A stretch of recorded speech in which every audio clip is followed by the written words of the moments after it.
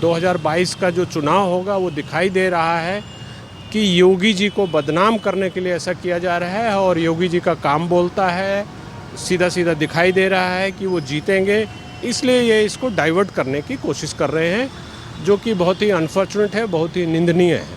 ये तो सबसे पहले तो इसमें जो अगर इन्होंने स्टेटमेंट दिया है टिकैत साहब ने, तो सबसे पहले तो 120 भी एक प्रोविज़न होता है कॉन्स्पिरेसी का। कॉन्स्पिरेसी में इनको सबसे पहले इस केस में गिरफ्तार होना चाहिए, इनको करना चाहिए।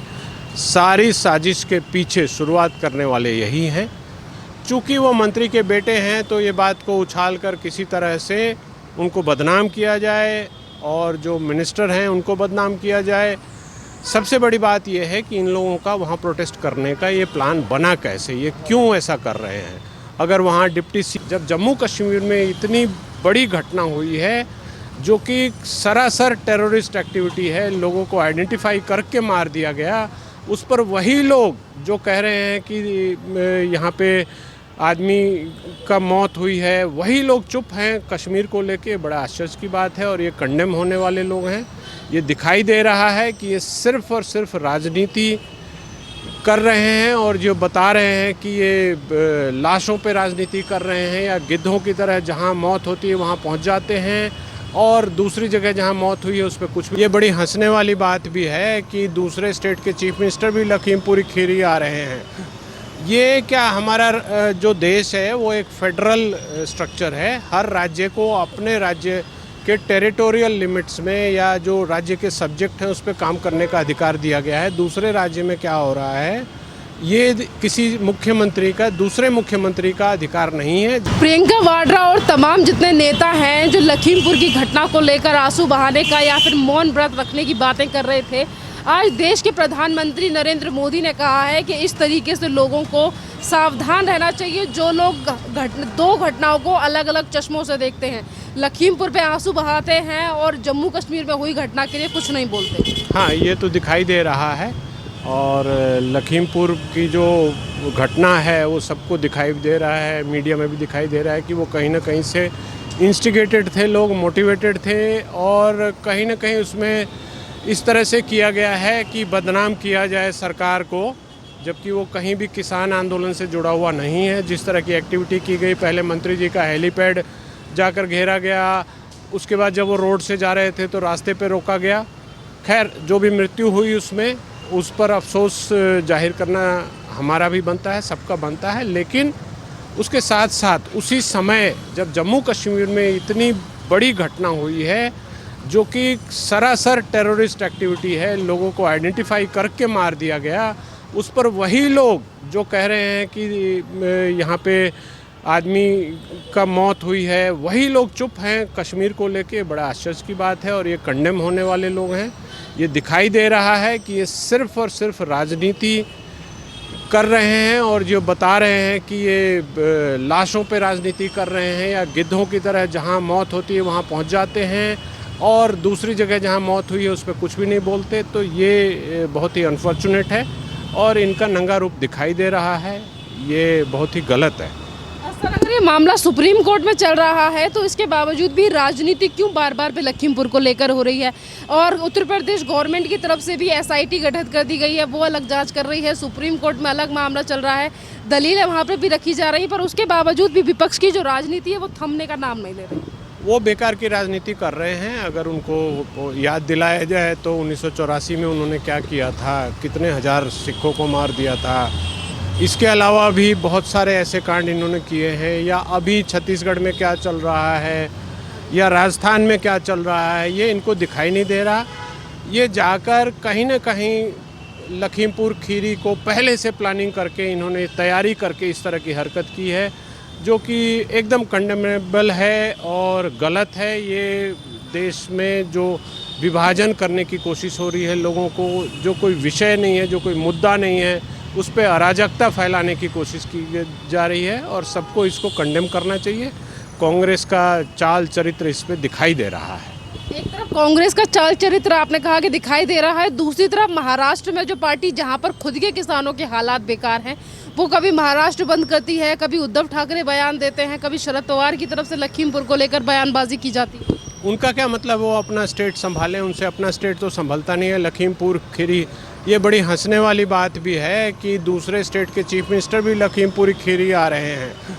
ये क्या, हमारा जो देश है वो एक फेडरल स्ट्रक्चर है। हर राज्य को अपने राज्य के टेरिटोरियल लिमिट्स में या जो राज्य के सब्जेक्ट हैं उस पर काम करने का अधिकार दिया गया है। दूसरे राज्य में क्या हो रहा है, ये किसी मुख्यमंत्री का दूसरे मुख्यमंत्री का अधिकार नहीं है जब तक कि उनके यहाँ कोई नेक्सस ना हो। आपके पास कोई, किसी छत्तीसगढ़ में कोई उनके पास एक्स्ट्रा टेरिटोरियल पावर नहीं है कि वो छत्तीसगढ़ से चलकर उत्तराखंड पहुंच जाएं कि वहाँ पर जो मौतें हुई उसके मैं सहानुभूति जताने आया हूँ, क्या हुआ वो जांचने आया हूँ, वो देखने आया हूँ। और सारे कांग्रेस के लोग ही वहाँ क्यों पहुँच गए? क्या दूसरे मुख्यमंत्रियों को ऐसा कुछ करने का मौका नहीं मिला? ये बड़ी हास्यास्पद है और बड़ा गलत है। ये बहुत घटिया राजनीति है। एक मुख्यमंत्री को ऐसा नहीं करना चाहिए। आप अपने स्टेट को संभालिए। महाराष्ट्र के जो मुख्यमंत्री हैं अपने स्टेट को संभालें, उनके यहाँ जो लॉ एंड ऑर्डर सिचुएशन है उसको कंट्रोल करें, उस पर ध्यान दें। दूसरे राज्य की राजनीति में टांग अड़ाना ये बहुत ही गलत है और ये कहीं ना कहीं हमारा जो फेडरल सेटअप है उसको डिस्टर्ब करेगा और इसकी निंदा भी होनी चाहिए। इस तरीके के बयान आज देश के प्रधानमंत्री नरेंद्र मोदी ने दिए हैं कि ऐसे लोगों से सावधान रहने की ज़रूरत है। इस पर आप क्या समझते हैं? हाँ, बिल्कुल ऐसे लोगों से सावधान रहने की ज़रूरत है। ये लोग दुमुहे हैं और अभी चूँकि मीडिया या सोशल मीडिया या न्यू मीडिया की वजह से ये सारी चीज़ें एकदम एक्सपोज हो रही हैं, दिखाई दे रही हैं। तो हम आप सबके जनमानस के दिमाग में ये बात जा रही है कि ये क्या कर रहे हैं। किसी को कहने की ज़रूरत नहीं है, सब अच्छे से एक्सपोज हो रहे हैं और इसका कहीं ना कहीं इनको खामियाजा भुगतना भी पड़ेगा। इनका जो पास्ट है उस पर ये मिट्टी डाल नहीं पाएंगे, सारी चीज़ें सबके सामने हैं। तो इस चीज़ पर जनता को प्रधानमंत्री का पूरा समर्थन करना चाहिए। प्रधानमंत्री ने बहुत ही साफ़ सुथरी बात कही है जो एकदम सामने दिखाई दे रही है और मेरे हिसाब से वो बहुत ही जस्टिफाइड और वाजिब बात है। सर, अगर उत्तर प्रदेश में 2022 में विधानसभा के चुनाव होने वाले हैं तो उत्तर प्रदेश की छोटी से छोटी घटना को लेकर राजनीति करते हैं, वहीं पर अगर राजस्थान में जिस तरीके से किसानों के ऊपर प्रशासन की तरफ से लाठी बरपाई जा रही है, छत्तीसगढ़ में जिस तरीके से वायलेंस हो रहा है, इनको लेकर राजनीति क्यों नहीं की जाती? इनको लेकर क्यों कोई नेता बयान नहीं देता? कांग्रेस की जहाँ पर सरकारें हैं उसको लेकर भी कोई सरकार बयानबाजी नहीं करती, उसको लेकर भी महबूबा मुफ्ती या फिर ममता बनर्जी बयान नहीं देती कि हाँ छत्तीसगढ़ या राजस्थान में भी किसानों के हालात ख़राब हैं। ये आपने बहुत अच्छा सवाल उठाया है और ये लोगों को भी सोचना चाहिए। हमको, आपको, जनता, जो भी लोग हैं, जो कॉन्शियस सिटीजन हैं, जो समझ रहे हैं इस घटिया राजनीति को, वो देखना चाहिए, समझना चाहिए कि सरकार को, एक केंद्र सरकार है जो अपना काम अच्छे से कर रही है या सारी चीज़ें डिलीवर कर रही है, उसको बदनाम करने के लिए, झूठे मनगढ़ंत बातों से घेरने के लिए, कहीं ना कहीं हमारे देश को बदनाम करने के लिए ये सब चीज़ें की जा रही है। और अब जनता इतनी कॉशियस है, इतनी सजग है कि इन चीज़ों को नहीं मानेगी और 2022 का जो चुनाव होगा वो दिखाई दे रहा है कि योगी जी को बदनाम करने के लिए ऐसा किया जा रहा है और योगी जी का काम बोलता है, सीधा सीधा दिखाई दे रहा है कि वो जीतेंगे, इसलिए ये इसको डाइवर्ट करने की कोशिश कर रहे हैं, जो कि बहुत ही अनफॉर्चुनेट है, बहुत ही निंदनीय है। जिस तरीके से विपक्ष की तरफ से एक बार पे कहा जा रहा था, राकेश टिकैत भी कह रहे थे कि अजय मिश्रा को गिरफ्तार करना चाहिए, पर कुछ इस तरीके की वीडियो अब निकलकर सामने आ रही हैं जिसमें ये प्रतीत हो रहा है कि अजय मिश्रा उस जगह पे थे ही नहीं। क्या कहेंगे इन सब चीज़ों के बारे में जो एविडेंस अब निकलकर सामने आ रहे हैं लखीमपुर घटना को लेकर? ये तो सबसे पहले तो इसमें जो अगर इन्होंने स्टेटमेंट दिया है टिकैत साहब ने, तो सबसे पहले तो 120 भी एक प्रोविज़न होता है कॉन्स्पिरेसी का। कॉन्स्पिरेसी में इनको सबसे पहले इस केस में गिरफ्तार होना चाहिए, इनको करना चाहिए। सारी साजिश के पीछे शुरुआत करने वाले यही हैं। अजय मिश्रा वहाँ वीडियो में नहीं दिखाई दे रहे, तो ये सामने सामने दिख रहा है कि वो नहीं है। चूँकि वो मंत्री के बेटे हैं तो ये बात को उछाल कर किसी तरह से उनको बदनाम किया जाए और जो मिनिस्टर हैं उनको बदनाम किया जाए। सबसे बड़ी बात यह है कि इन लोगों का वहाँ प्रोटेस्ट करने का ये प्लान बना कैसे, ये क्यों ऐसा कर रहे हैं? अगर वहाँ डिप्टी सीएम उतर रहे हैं तो उस हेलीपैड पे पहुँच के ब्लॉक कर दिया इन्होंने, और इनको पता था कि हेलीपैड पे मंत्री नहीं उतर पाएंगे तो रोड से आएंगे, तो रोड पे हज़ारों की भीड़ लेकर, हथियार लेकर और खालिस्तान के बैनर लेकर, टी शर्ट लेकर पहुँचने का क्या मतलब है? ये कौन सा कृषि कानून का विरोध कर रहे हैं। तो ये दिखाई दे रहा है कि ये कहीं ना कहीं बहुत ही गलत हरकत कर रहे हैं और हमारे डेमोक्रेसी को कमज़ोर करने की कोशिश कर रहे हैं। इस पे केंद्र सरकार को, विशेषकर उत्तर प्रदेश सरकार जिसने SIT भी बना दिया और सारी चीज़ों को नेगोशिएट करके क्लियर कर दिया, आगे जो इसमें मिसचीफ कर रहे हैं, जो शैतानी कर रहे हैं, उनके खिलाफ स्ट्रिक्ट एक्शन लेना चाहिए। मुझे लगता है कि ये एक्शन होना भी चाहिए। फिर भी उसके बावजूद भी अभी जैसे कि आपने राकेश टिकैत के बारे में बताया, पर राकेश टिकैत फिर भी कहते हैं कि अगर सरकार कोई कार्रवाई नहीं कर रही है, चीज़ों को नहीं कर रही है, तो हम महापंचायत करेंगे, रेल रोको अभियान लेकर आएंगे। अगर नहीं करते तो फिर हम अपनी तरफ से देखेंगे कि किस तरीके से चीज़ों को सॉर्ट आउट करना। देखिए, राकेश टिकैत के बारे में तो जितना कम बोला जाए उतना अच्छा है, क्योंकि नाम लेने से उनको प्रसिद्धि मिल रही है। सुप्रीम कोर्ट ने भी उनको डांटा। सुप्रीम कोर्ट ने भी कहा कि आप ये क्या कर रहे हैं, आप कौन सा किसान आंदोलन कर रहे हैं। कभी तो वो 26 जनवरी पर यहाँ आकर दिल्ली में हुड़दंग मचा देते हैं, बॉर्डर को ब्लॉक करके बैठे हैं। कभी कोई महापंचायत कहीं बड़ौत में, बागपत में जाकर करते हैं, लोगों को किराए पर लाते हैं। कभी कहते हैं हम यहाँ ये करेंगे, ईंट से ईंट बजा देंगे, आग लगा देंगे। ये कौन सा आंदोलन ये कर रहे हैं? ये तो सरासर गुंडागर्दी कर रहे हैं और ये चाह रहे हैं कि कहीं ना कहीं से मुझे गिरफ्तार किया जाए या मुझे किसी केस में नामित किया जाए, ताकि मैं हीरो बन जाऊं, मैं विक्टिम बन जाऊं, मैं ये दिखाऊं कि देखो मैं किसानों के लिए लड़ रहा हूं, तो मुझे परेशान किया जा रहा है या मुझे विक्टिमाइज़ किया जा रहा है।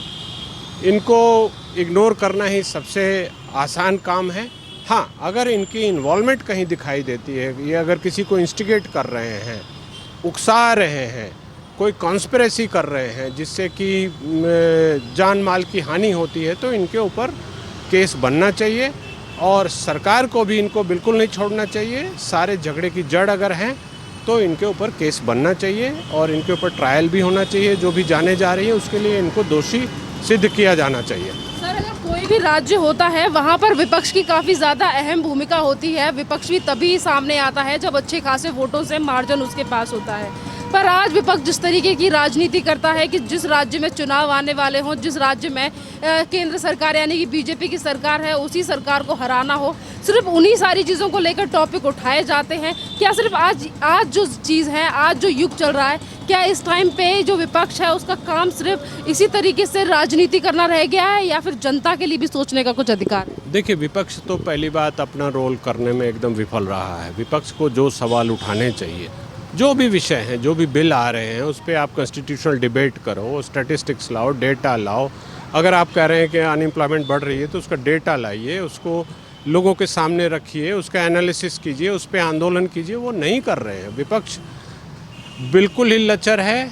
बहुत इनकम्पिटेंट लोगों ने मिलकर कुछ कोशिश कर रहे हैं कि हम एक इशू उठाएं, फेक इशू उठाएं, जो कि हमारी डेमोक्रेसी में चलेगा नहीं। जनता बहुत सजग है, जनता सारी चीज़ों को समझती है और ये दिखाई दे रहा है वोटिंग पैटर्न में कि वो बहुत ही थम्पिंग मेजॉरिटी से किसी भी गवर्नमेंट को सपोर्ट करती है जनता। तो ऐसे विपक्ष, खासकर कांग्रेस जो विपक्ष के रूप में फेल रही है, पहले ये as a ruling party fail रही, अब ये एज ए विपक्ष फेल है। इसके बारे में कम बोला जाए तो अच्छा है, क्योंकि एक परिवार की पार्टी बन के रह गई है। उनके साथ दो चार वैसे ही सपा और बसपा ऐसी पार्टियां जुड़ रही हैं जिनका कहीं कोई वजूद नहीं है। वो गलत राजनीति करते थे, जनता ने उनको बाहर कर दिया है, वो लोग इररिलेवेंट हो गए हैं। तो वो कहीं ना कहीं से कोशिश कर रहे हैं कि हम कहीं रिलेवेंट हो जाएं या कहीं कोई चीज़ कर लें ताकि हमको 2-4 सीटें मिल जाएं और हम एक बार्गेनिंग पोजीशन में आ जाएं। ऐसा नहीं होने वाला है। हमारी जनता बहुत ही सजग है, बहुत ही अलर्ट है और विपक्ष करीब करीब अपना रोल करने में असफल रहा है। धन्यवाद सर।